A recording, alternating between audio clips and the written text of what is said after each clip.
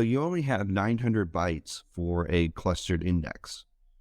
So the clustered index in SQL Server is the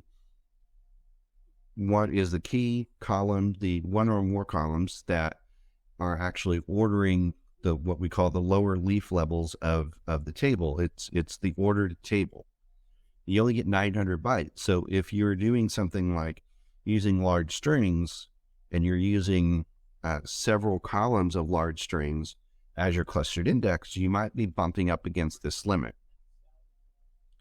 The other issue that you would have, which I ran into, is you only have 1,700 bytes for a non-clustered index.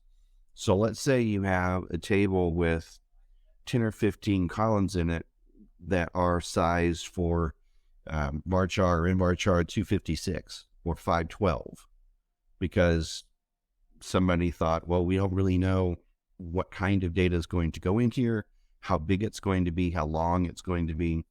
So let's just set it high, and that way we'll always be covered.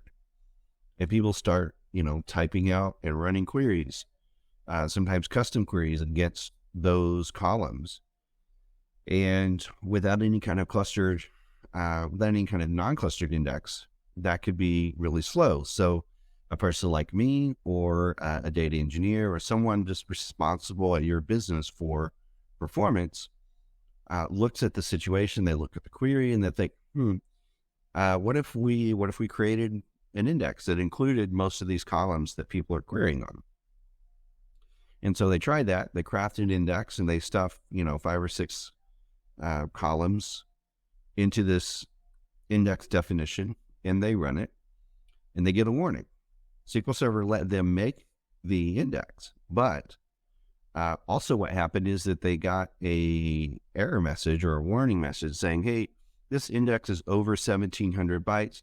Some queries like inserts might not work. And so you don't want to be up against that limit simply because you have a bunch of oversized columns that you need to get into an index. I've seen lots of scenarios where I have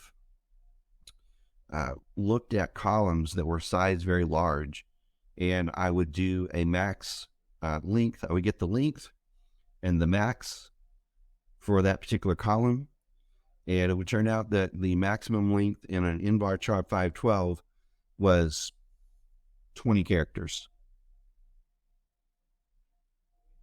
You really need an invarchar 512 if the largest thing you're storing after 10 or 15 years is 20 characters? I would say not. You should probably downsize it. And I ran into a lot of tables that are set up that way.